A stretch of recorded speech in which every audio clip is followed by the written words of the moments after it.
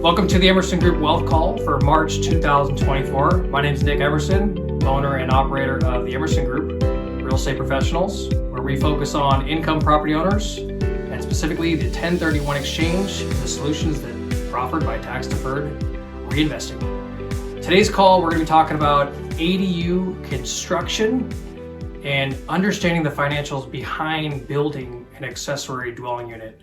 We're going to get into the details associated with the construction process, how you determine the right builder for your project, what are some of the costs, both hard and soft, some of the pitfalls that you might run into with a construction project, depending on the people that you choose to work with, and then what do the financials look like behind building an ADU, right? What's the rental power? What's the value of the property once you've added an ADU? And to make sure we have a very detailed and thorough conversation of value, I've invited Henish Pulickal with CalHomeCo Construction. Henish, thanks for joining us on our wealth call today. And we're excited to talk about ADU construction and really get into the nitty gritty. So tell us a little about your company and what you guys are up to today. Sure, sounds good. Thanks, Nick, for having me on.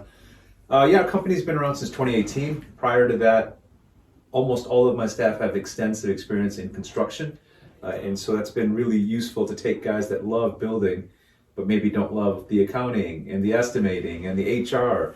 Which is a lot of them, right? Yeah, for sure, because they're like, oh, I thought being a builder was just building stuff, right. And then when they do all the other stuff, it's a pain in the butt, and maybe they lose their free assistant / wife to do all the work. And fortunately, we've gotten several of these guys to join our team, and they're excellent at reading the plans, getting it done, getting it estimated, being on time, and communicating well. And then we take care of all the other stuff that they don't want to, the HR, the workman's comps, the insurance policies, et cetera, which can be tedious and isn't as fun than just building stuff. Well, and this is what I wanted to mention before I forgot is what I appreciate about Henish's perspective is that he has kind of a global perspective. And what I mean by that is you've been an agent for over a decade. You've been investing for over a decade. You've been in construction. So what you have with the finished product is Henish has an experience that incorporates all these facets of it. So he can give you a really, I call it holistic, right? Correct. Holistic understanding of what this looks like. He's not just coming at it from a contractor perspective, which 95% of them are. Yeah. So you have a perspective that's very rich from the value, the benefit, the cost, the end product, right? And that's a very unique perspective to have. Correct. Yeah, I can share what I've done and what we've done as a company for clients, or even for myself for my own investment properties. And I think that's relevant because it kind of shares the granular of, instead of me telling you what you should do, I can tell you what I've done and why it's worked for me. Yeah, you've seen it from start to finish. You understand what might be some potential pitfalls, what the benefits would be, and you can speak very clearly and concisely to that, not just, here's my bid, let me know if you want to hire me. Yeah, no, we like to be very detailed on that and give a lot of information throughout the entire process. From when a client isn't a client yet, and we're trying to see if we're a fit for them and they're a fit for us, we'll give them estimates on what their project could cost based on what they're thinking of, and try to be very accurate in terms of what we're sharing with them so there's no surprises. Yeah, so we both want to give good information so that people can make informed decisions and move forward, right? I think that's one of the similarities here of what we're all trying to do. And so through that perspective, I really wanted to get into more of the details of what does it look like to construct an ADU? We're talking about ADUs left and right here. It's a buzzword. It's a big conversation. And yet you don't really hear much about the details unless you're in the middle of the project yourself. Yeah, for sure. Let's get into it. I mean, if we just start with the process from the very beginning, right? What kind of considerations do you have when you're looking for a builder? Right. I think we talked about maybe the type of ADU you're building would be one of the ways you kind of start to figure out. It can. I think most contractors are okay with taking on these projects. It just depends. You know, some of the higher end contractors, I've talked to contractors that said they won't touch a project unless it's $2 million. Right. So everyone kind of has their minimums. And you're probably not the right fit for me, but thank you for coming out. For right? sure. Yeah. And so like one of my friends just told me he's building a 3,000 square foot custom house at a cost of $6 million, which is $2,000 a foot to build. Wow. Right. So he passes me all the ADU builds. right? Yeah. So he's happy to do So it's safe to say this price per foot conversation can really get dicey here, right? As For far sure. as Sky's the limit depending on what you want to do and also the conditions of the property. But in terms of building and contractor, like, what do you? Yeah, as far as okay, I know I want to build an ADU on my lot. I know I can build an ADU.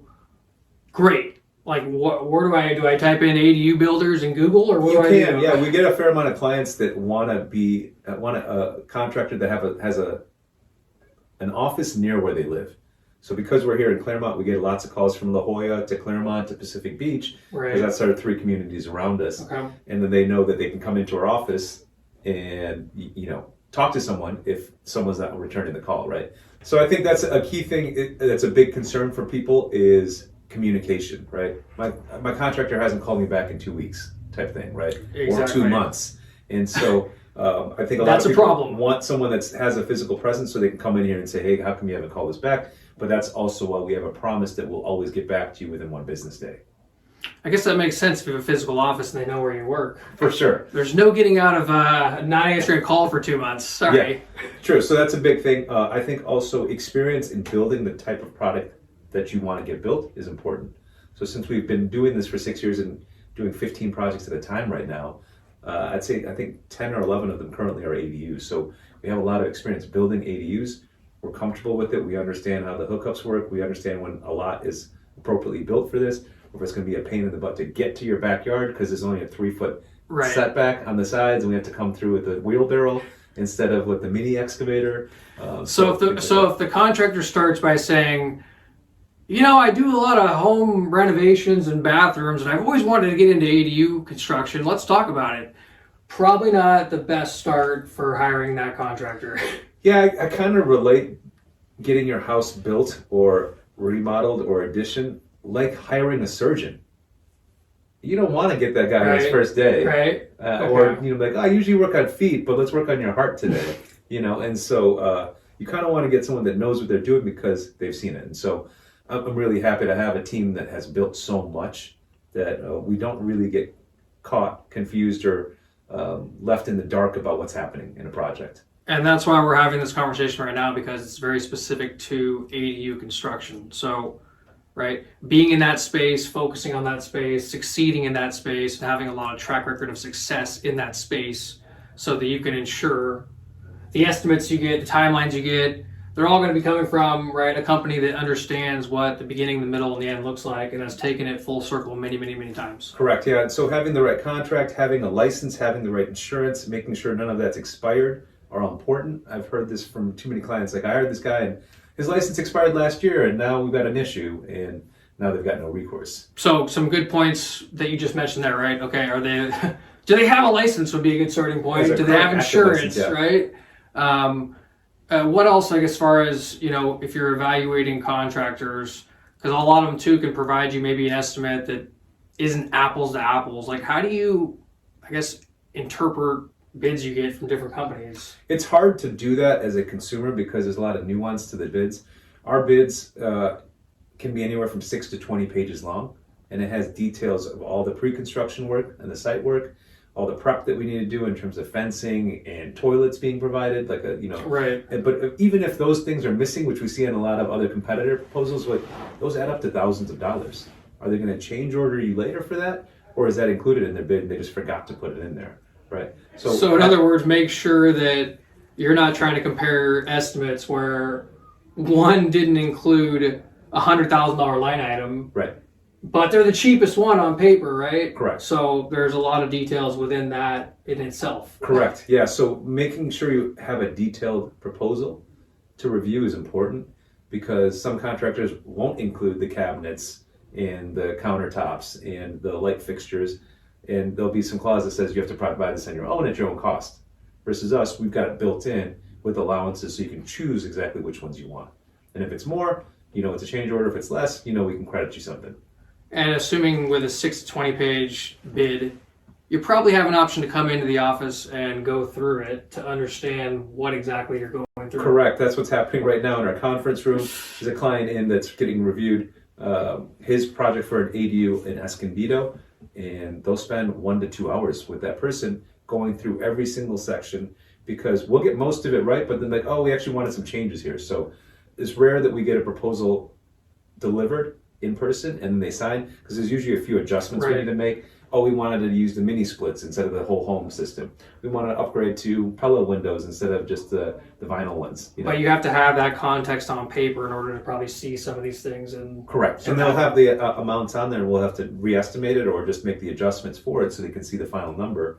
I was looking through our work in progress report to see our projects individually and see where the change orders are and stuff like that. And it was cool to see we had about $5 million in work going on right now, and we've only got $100,000 in change orders total for across 15 projects. Right, which is very about very 2%. low. Yeah. It's about 2% when most people expect their contractor to be half of what it would be, when they finish. So I was happy about that, and also when I checked my PMs, like, what are these for? Every time it was for a client request where they wanted an upgrade of some sort. Right. It wasn't because we forgot. we didn't foresee something or add something into the work. I miscounted the windows, or I forgot to include the appliances, or things like that. It hasn't been that. They spend 5 to 6 hours just getting those estimates together done properly, which takes a good amount of our time. But we want it to be right. Right. We don't want you to be, measure twice, cut once. Right. That's the rule. It's the same with estimates, because it's a pain in the butt, and I could see why contractors would want to cut corners there to put together a quick one-pager that they took half an hour to do versus us taking 6 hours to do at least 6 pages with details of each trade and how much that section is going to cost and what it includes, how many can lights are included, how many doors are included. All the that details up front matter for the success of your project from the beginning to the end. Of course, it's just clear communication too, right? I don't want to tell you something's going to be 200,000 and then it ends up being 400 because I didn't include any of the materials. Yeah, you might not have a satisfied client with that conversation. For sure, yeah, that never goes well. I don't know why people follow that business practice, but...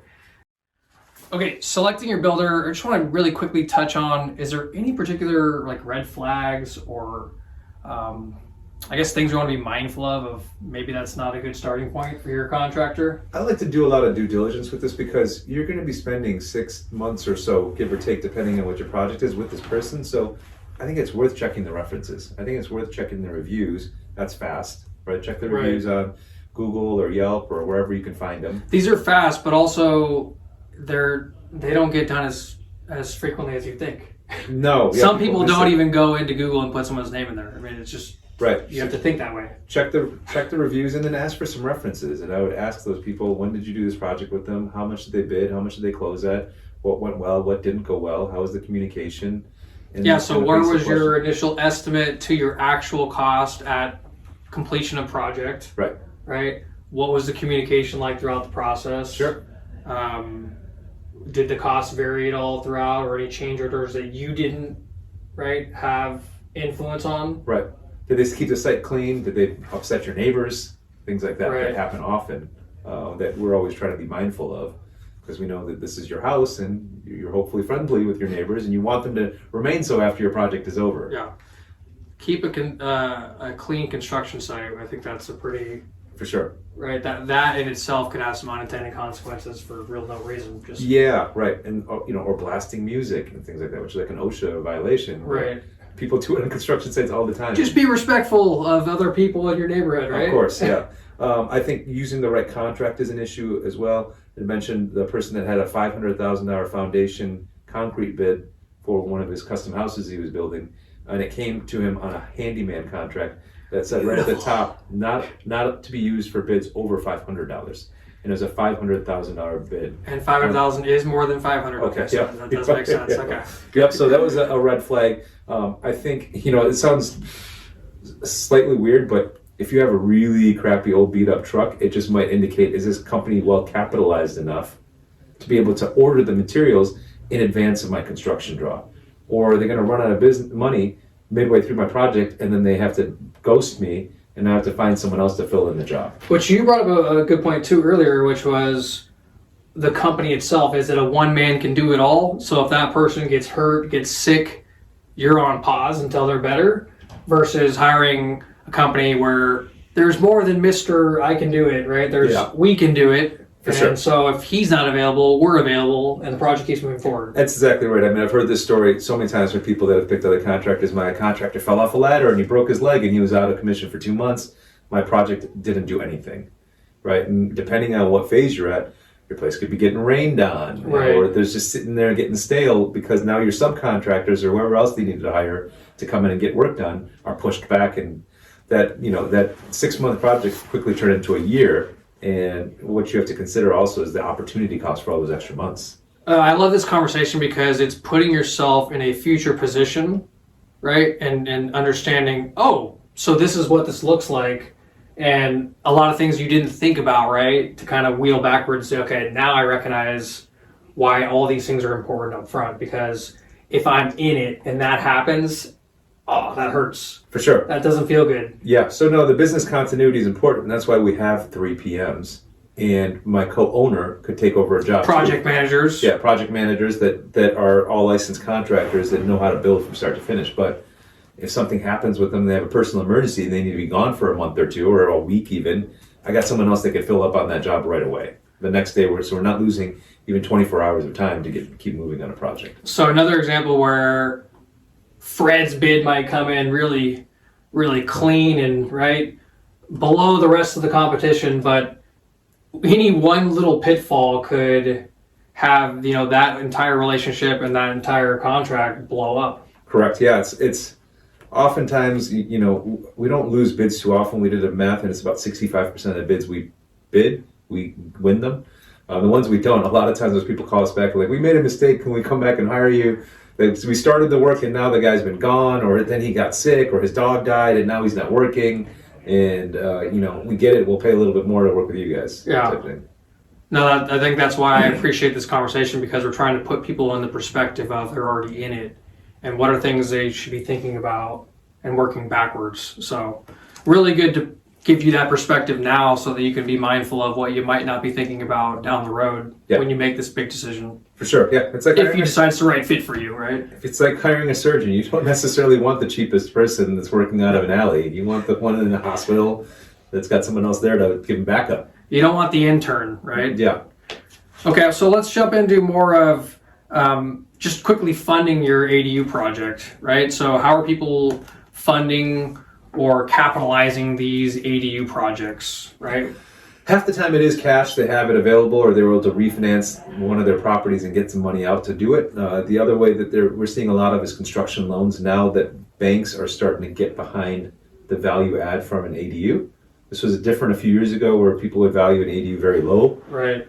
Even half or less of what the construction value is. Now they're realizing, you could build an ADU in San Diego for $300 to $400 to $500 a foot. Most real estate in San Diego is $600 to $100 to $1,000 a foot. Right. So now it's half of the value that you're creating, and so now banks are understanding that too, and will give you value based on your future after construction value, and will lend you that money in construction draws that they know as we get these milestones done for the project, they'll disperse that funds to us so we can keep our company moving. Yeah, so in the past, they didn't have enough data or transactions, right, to be able to validate a value. But now we've seen a lot of this over the past 3, 4, 5 years now, to where there's plenty of sales that have occurred where you can really derive value from that ADU construction and see the value is worth, far in excess of what the cost was for building it. So we're happy to lend, if it's worth $500,000 upon completion, we're happy to lend you, 70% of whatever that value is, because we know our money's protected by the value of that ADU asset. Correct. Yeah, the additional equity that they're building into the house from that project is worth it to them. Right. It keeps them in a protected place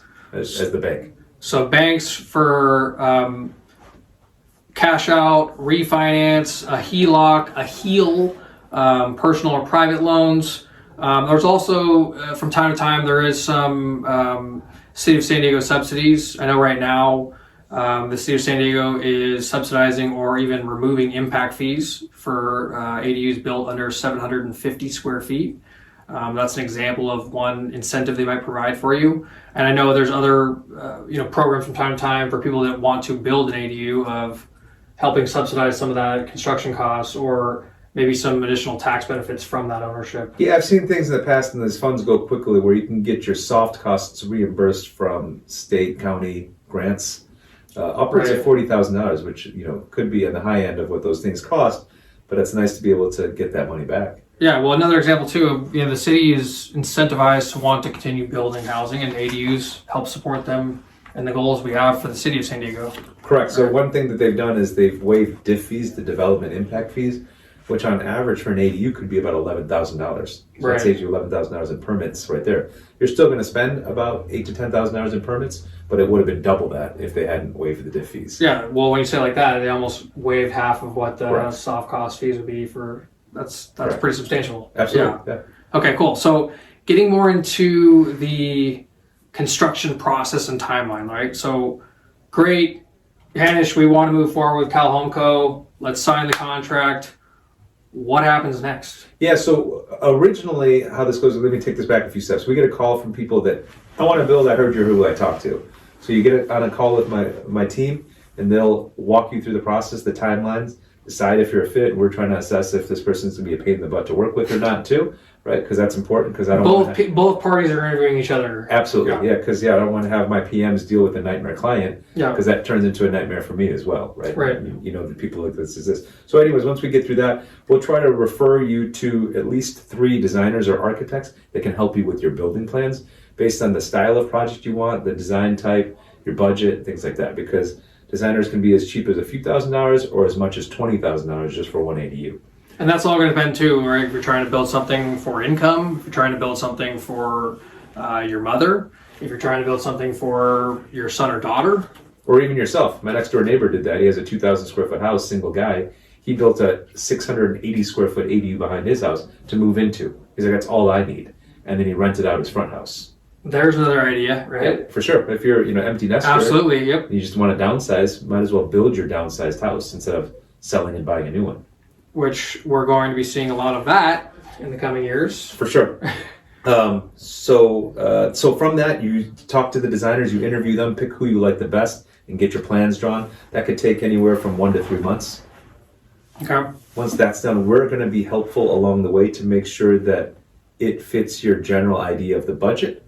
Because if you leave an architect unfettered, he will design you something that costs $1,000 a foot, right? Right. And so we're there to rein them back in and say, no, we're not doing 11-foot vaulted ceilings, or no, we're not doing. So, well, one thing this brings up a good point though is that it would be better not to go design your ADU and then call you afterwards.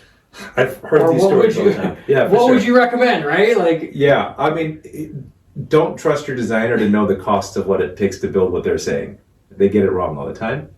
Maybe they're getting better at it, but you're going to want a contractor to vet what they're saying, right? I had a friend come in the other day, said I paid this architect all this money to design this ADU, and he promised me I could build it for $100,000. Right? We got the plans done a few months later. Every contractor I showed it to said it's at least $200. So I had to kill the project right then because I didn't have that extra $100. So you wasted the cost of the designs, and the time, correct, right, to go through that process. Correct. So we'd like to keep giving you like a conceptual budget. Okay, you're building X, it's going to be about this much, give or take, right? And so let's stay in that range, and so we'll kind of keep that designer, the architect on a leash, and saying, hey, he's got a $300,000 budget. We can't do these extra features unless they're okay paying $310, $330, $350. It's good to hear you say this because I would assume someone who's designing the project would do it with the knowledge of general idea of what the cost would be, right? I mean, I guess logically I would think that, but I guess it makes sense, right? They're a designer. They don't do construction, so why would they know those things? We're just trusting that they do. For sure. But it would make sense if you had the people, right, all facets of who's working on it together so that you have those kind of accountability and checks and balances to say, well, actually, no, that's not going to make sense, and here's why from a cost standpoint. Correct. Yeah, so after the designer's done, we agree on the plans, then we submit it to the city. Right? Okay. The architect does that. And at that time, that's when we take the full plan set, the build plans, and create our estimate. Because then we know maybe best case it'll be 2 months before we get the permit. Worst case, it could be about 4 months, depending. If you're in coastal, it could take an extra year over that. Right, which 2 to 4 though is certainly an improvement from what it was a year or 2 years ago, where it could have been 6 to 8 months, right? Correct. And we're talking the time has reduced by almost 50% now. Yeah, it has gotten a lot faster with the permitting, and the city and the mayor have put out initiatives to try to get these approved faster. Yeah. So that'll be useful. 1, 2, the designers that we're using if their plan has been approved prior and they're using a similar plan or almost identical plan, they can get that approved faster as well, because we could say, hey, the city's already reviewed it, it's my plan 430A, and it's been approved. Just do the site plan, make sure I've got the easements and setbacks done right, and we're good to go. Another example, though, of how if you're working with a company that's doing this at scale and is able to have projects and track record, that's something you're not going to get from a smaller outfit. Of, oh, well, actually, there's other plans for this other one that we can use. It actually works well with what your project is, right? Like that's not going to happen with someone who's doing one ADU a year. Correct. Yeah. So correct. Another benefit that you can realize by someone who's in it right now at a high level is just having those extra conversations or options that otherwise wouldn't be present. Yep, and then while it's in for permitting, that's when we're putting in all the hours to get the estimates together and the final proposal together. So by the time you have stamped permits ready to build, you've gone through a proposal review with us and you know exactly what your project's going to cost and what's included, what's excluded, how long it's going to take, how our systems work for communication and material selections and things like that. You're already getting a good understanding of what it's like to work with you in the project before you even get to the actual... Absolutely, yeah. We've done a fair amount of dating before we get married. There we go. Yeah. Before you go on a year-long date, you're going to want to do a pre-date. Yeah, exactly, yeah. Okay, so we're in the construction phase. We just got started. We just put the first shovel in the ground. What are kind of like the phases, or what does this look like from a marker or milestone point from when you start to finish from the construction aspect? Yeah, it's nice on our estimates. We do have all the milestones down and for substantial completion of each stage, and that's how our billing works too. So it might be grading as the first step, or trenching for utilities because we need to connect the utilities from the street or from the house. It might be hooking up temp poles for temp electricity so we can get electricity there. After that, it could be pouring the foundation. So the client can kind of follow along with you guys, right? With what you've written on the line item and say, okay, cool, here's where we're at. Yeah, so say it's like a $200,000 project and we got the trenching and the foundation done. Okay, substantially complete, $20,000, right? And so then they'll send us that way. Yeah, actually, that's a good question. We're intertwine this with the draws, or I guess how you guys are paid with this process. Like, what does that look like? Yeah, so we share that right up front in the estimate so that you have a comfort measure of, yeah, I can see that the foundation was poured, all this concrete's here, I'll pay that amount. Okay, now the next phase is framing, Right. Okay, I can see all the vertical construction's going up, they've officially framed it. Okay, so that's the next milestone, I'm gonna send this company the money. So we've been really blessed, we haven't had any issues with clients not paying for some reason. There's been never a disagreement of whether the framing was done or not, or if the roof was done or the windows were done, because if we say the windows are done, you see that there's windows there, yeah, the windows are done. It's pretty clear we've never had that kind of dispute. It's a problem when you say they're done and you go by and they're not actually done. That's the problem. Or they haven't even been ordered, right? I've heard that too. And then, you can dig yourself in a hole that way when you've paid half your budget and none of the work is done. So what typically, I guess, would you say on an average project is what influence is it taking longer or shorter? Like, what are the biggest drivers for that? Accessibility. If you have a nice, easy lot that's accessible from an alley and you're trying to build something in the back, that's easiest, right? If you're uphill and we have to carry things up 20, 30 feet upstairs or up a slope to get to your backyard or crane things in, that'll take more time. This is a great point, because these are things, again, you don't think about as a contractor in construction of how accessible is my yard or my space for them to do the construction. Well, if you don't have an alley, well, then you got to go in the side yard, right? Yeah. And so if you're going on the side yard, what type of clearance do you normally need to get your stuff in and out from materials and stuff? Correct, yeah. We've had projects where we can get mini excavators back there to dig footings and stuff like that. And then we've had jobs where we can't, and then people are using shovels and jackhammers to break through the dirt. Another example of why you can't just say, oh, you did that project over there, then mine must be the same, right? Because just the access to your yard could be a big... Yeah, that's a big consideration. So after we do a discovery call, we will do a site visit to see where your utilities are, to see if there's any easement issues, see if there's any undergrounding, drainage type things, fences, neighboring properties, trees that you might need to get rid of for us to access the backyard. So that's all important, because otherwise we need to put that into our bid of how much extra work is this to create the pad or build above your garage or whatever the project's going to be. I can share an example, and I'm sure the investors will appreciate, is that we've got some property over by SDSU in Rolando, a 16,000 square foot lot with an 1,100 square foot house. We could build up to 8,000 livable space, so an additional 6,900 square feet of building with unlimited ADUs because it's in a transit priority area and walkable to campus and things like that. So we could have built 14 430 square foot ADUs there. We toned it back. There's a drainage easement that goes through there that's going to cause some barrier, and as a slope where we would have built 6 of them, so we nixed those 6. And now we're just going to build the 8 because just because you can build it doesn't mean it's practical to build all of them. Also, because of that drainage easement, we have to put up new temp fencing and get those giant metal plates that they put when they do like sewer replacements through the city to cross it so we can get our mini excavators across and over into the backyard across this drainage easement. So a little bit of complication, but in that case, we're building 8 ADUs for around 1.1 million. It comes to about $130,000 a door. In that case, when you do the price per square foot, it's still about $300 a foot, even for my own project. Well, no, what I love about this conversation is really we're showing you the different nuances of different projects. So you just get back to the construction cost aspect of it. We talked about soft costs, which is your permitting, your impact fees, right? What other, I guess, soft costs would there be? I guess your architect, your design plans, all the that kind of plans stuff. And stuff, that can range from anywhere as little as 5,000 or 6,000, upwards of 20,000. I feel like the sweet spot's between like 8,000 and 15,000. Okay, for all which is good for people to hear, right? This kind of context of what's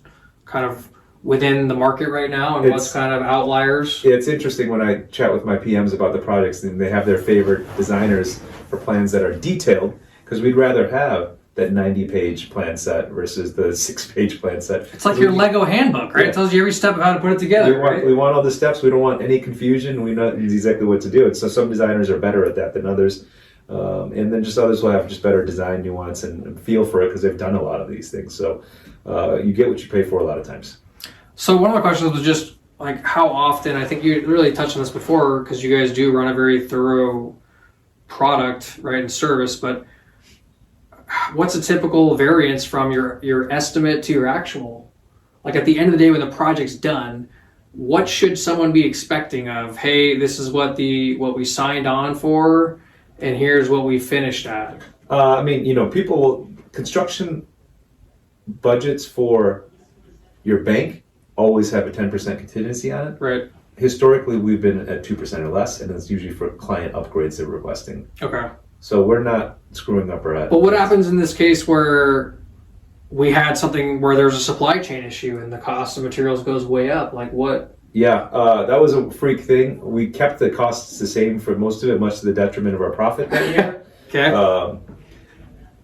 But for the most part, we only had some issues. Yeah, some pricing changed, and we say our pricing is only good for 30 days. For the most part, it stays pretty stable in those 30 days. It stays pretty stable for you're not going to see 4 or 6 months. But it's just to protect us in case something like that does happen. Okay. And we could say, hey, sorry, the cost of wood quadrupled. We can't. It's not a $15,000 framing job. It's now 60. Right. And so we just try to be transparent on that. There's no secrets when there's a major issue in the construction industry. No, I think it's important to hear is that the cost went up, and this is what happened, right? And address the conversation and move forward. Right. Yeah, we can't eat that much. If it's nominal, we'll eat a little bit here and there, but we can't eat that much. Okay, so with this one, I struggled a little bit because I didn't want to put Henish into a corner of a certain price bracket for a certain project because they really vary depending on the location, the nuances, the designs, all that kind of good stuff. But really wanted to kind of get into like for people to have a base level of understanding or kind of maybe like a bracket, right? Like what's a low, what's a high, like for the cost of construction for an ADU project. Let's assume it's a standard, right, average features, fixtures, quartz countertops, tile flooring from Home Depot, that type of thing. What would be like a higher, lower price per foot range that people should have as kind of framework? Like for sure. So let me share a couple examples. So we just recently finished converting 6 garages in a 7-unit building in North Park into 3 ADUs. So 2 cars were converted into 1 ADU. Right. And there were 6 of them, so we converted them into 3 new ADUs. Okay. And we got rid of the garages. That project for those garage conversions came to about 400,000, so about 133 each unit, roughly. Right. That was for a garage conversion, about 400 square feet each. That still comes to about 300 or so a foot. Right. So on the low side, even if you're building ground up, it's roughly 300 foot, depending on economy of scale and your site conditions. And this doesn't include the soft cost, does it? No. This is just the construction costs. Correct. Okay. So plus another 20 to 30,000 in soft costs, Okay. right? Okay. Depending on how many units. So that's the very lowest level. But if you're just doing a standalone structure, there's no economy of scale. You should be expecting around $400 a foot. If it's like, I'm just going to build a 600 square foot standalone ADU, it's probably going to be about 220 to 240 to 250, depending on site conditions. So it's about 400 a foot. On the high end, yeah, we've done places that do cost $500-$600 because they literally wanted gold-plated faucets. Right. Well, that's the other thing is too is floors and things like that. There's the standard, the economy class ADU, and then there's the higher tier where maybe it's something you're using for your own personal space, or it's something you're building for your mother or father. Yeah. And it's this is the forever place, so we wanted to have a certain level of course, nicer finishes, nicer materials. Like I said, like the heated floors are expensive. Yeah. Our specialty shelving built in, custom cabinets built in, more special hardware and faucets. Those can all be super expensive. Right. You put in a Viking stove, that's $10,000 versus $1,000 for a regular stove. Well, just hardware, right? I mean, Home Depot hardware for brush nickel is $30 a set, but you get into much more detail and you could be looking at $400 a set. Correct. Yeah. So it really depends on multiply that times 10 doors, that's 4,000 versus. So sky's the limit, right? But even just not at builder grade, like you might, if you're in a nicer market, you might want slightly nicer finishes because the renters will pay it. Right. They don't want bargain basement, bare places, or balconies and patios versus nothing, right? Or a rooftop, which costs money, but it could be a nice amenity for your renter. Right. All things that will influence up or down, but also I think an important point there's other influences on the back end of what will that do for you and why are you doing it? Is it for a profit and for yield, or is it for your own personal use and enjoyment? Right, to customize for yourself and how you want to live.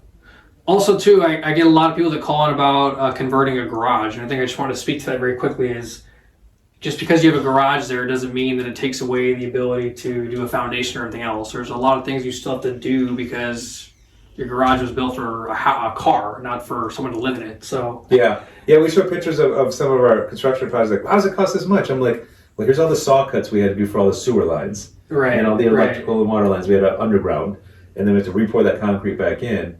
And then depending if it's just a single story, you might have to frame out new windows and doors and frame in the garage door. Or if you're going up, right? Then we have to dig out the corners and put in new footings and beef up all the framing as well, because that structure wasn't built to support a second floor. Right. And that weighs a certain amount. We don't want to crack the 4-inch foundation. That's why we have 24 or 30-inch footings in the corners to hold the weight of this thing. But I wanted to point that out, right? Because a lot of people think, well, it's already there, so we just throw something on top. Fill it in, right? Just put some drywall in and get some plumbing out there. We're good. Yeah. Well, no, not quite, right? Yeah, I mean, depends on where it is and where it's connected. But yeah, for the most part, we're probably going to do some saw cuts to do some undergrounding. Perfect. Well, other than that, I certainly am going to get into the analysis side of value, because we can see very clearly the cost and the capital associated with building an ADU is very much rewarded by the value or the rent you can yield from it. But also in general, I think this was a really important conversation for people that are just looking at it maybe for themselves for an office space, or maybe they do have an option for a rental that they can add multiple units for. And if you're considering an ADU project and you'd like to hop on an exploratory call, I know that's something that you're willing to offer a free exploratory call to kind of go through the considerations of the project and better understand if you guys might be a good fit to help. Yeah, correct. Yeah, happy to offer that free discovery call where we kind of figure out what your project is, if it's a good fit for us, and if you like working with us, we'll take it to the next step. Yeah, so we'll throw up Henish's information here if you would like to reach out to him for an exploratory call. Or what would be the other reason why someone might reach out to you other than the construction aspect? A lot of times if the project is permitted, sometimes they're looking for a contractor at that point. Say, hey, I've already got the plans done. Can you just give me a bid? Yeah, we can. but let's just make sure that you jive with what we're doing and explain, so we can explain our process, why we're different, why we think we're a little bit better than most companies, and then just get your bid together. Perfect. Yeah, that's an option too. Well, thank you, my man. I appreciate your commitment of time on the call. My pleasure. For making our community smarter. All right, I'm back here at the Emerson headquarters. Myself and Albert are here, and it's only fitting that we're going to talk about financials. So I want to get more into just what does it look like from a general sense of we're going to build an ADU and rent it out, and from a valuation standpoint. So let's get into the ADU valuation from a rental income standpoint. What we did is a couple assumptions here of one, you're going to build one ADU in the city of San Diego proper, and we're going to look to construct a 2-bedroom, 2-bath with 950 square feet.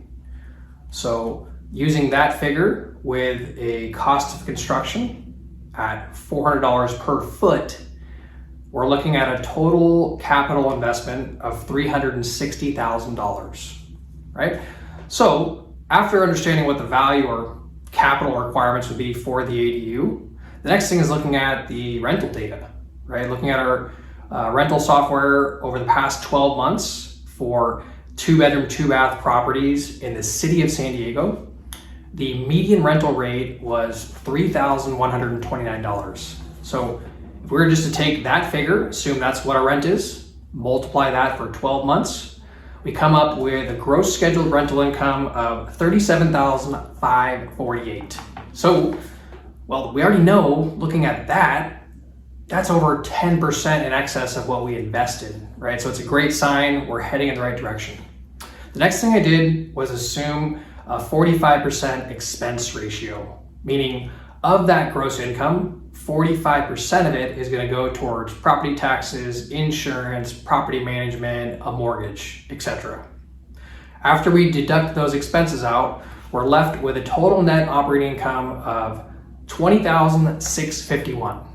So if we then take that net operating income, or NOI, we divide it by our initial investment of $360,000, we're generating a 5.74% cash on cash return, which in San Diego is a great return. And let me explain why. In today's market and how it has been over the past several years, our average expectation for most rental properties, what I'm seeing when I run these numbers, is 2 to 3% cash on cash. There's about 1% or maybe one listing that comes up every 3 or 4 weeks that's a 4%. So from that perspective, in most cases, we're actually doubling what you can go buy right now in San Diego. Not to mention, you have a brand new asset, right? So you have the benefit of a new construction asset, which means lower operating expenses, maintenance problems over the next 10 years plus, and you're generating an income of 5.7% on your money in this instance. Also keep in mind, we're using what I believe is conservative numbers here. So in many other locations and examples, we'd have higher rent expectations. Overall, I think you can see the benefit from a rental income. It makes sense. It makes financial sense. In most cases, you can cover any and all expenses associated with building the ADU through the rental income. All right, next we're gonna head into the ADU financials from a valuation standpoint. And I'll say with a caveat that there is no specific metric or manner in which value has been established for ADUs. This is a newer environment. I'd say over the past 5 years, right, we're just starting to see ADU sales turn over. And now we actually have an ADU filter in the MLS.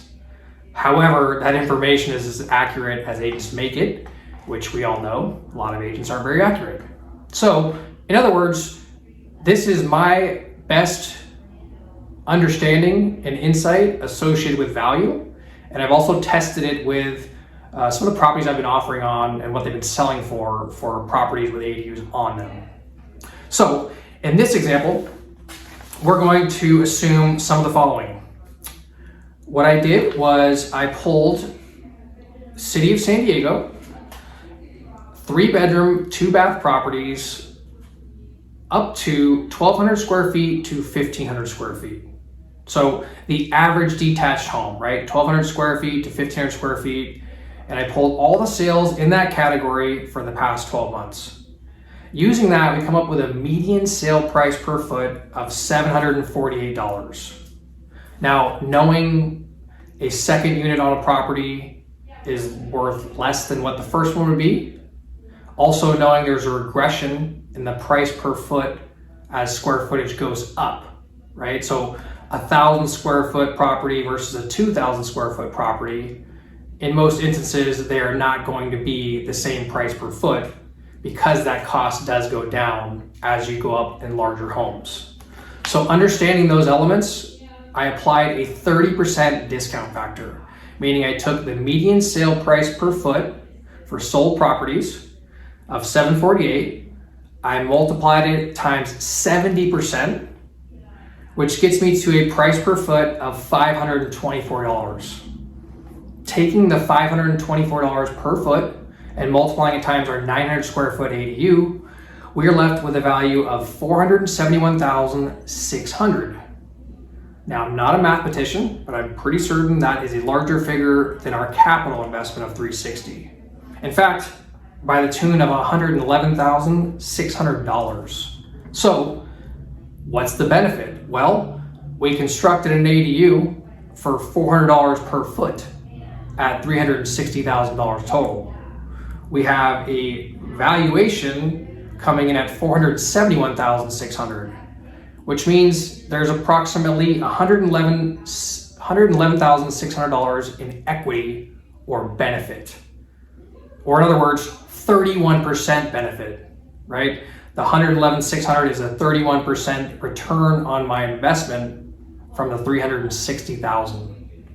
And also keep in mind, these are conservative figures. So if you're in a coastal area or right a certain location, this could influence upwards, obviously per foot. So with this in mind, we have a very clear understanding that from both a valuation standpoint, from a rental standpoint, and knowing understanding of what the cost of construction roughly will be, depending on the project, of course, we're seeing that in all instances, there's a green light, right? We have the green light, it's okay, it makes sense, right? To invest in ADUs, whether it's for income, even if you're using it for personal use, right? I think it's good to know that, hey, if I built this for myself, is there value in it? The answer is yes, right? There's value in it in many aspects, and not just from a profit standpoint or an equity or value, but from a personal use standpoint as well. So in a market in San Diego now where inventory is tight, right? It's really tough to find the right product, the right price, or even make sense of some of these valuations. It's very clear that ADU construction is a very efficient and effective means to add more value to your property, add more living space, and add more options for you, your income, or your family.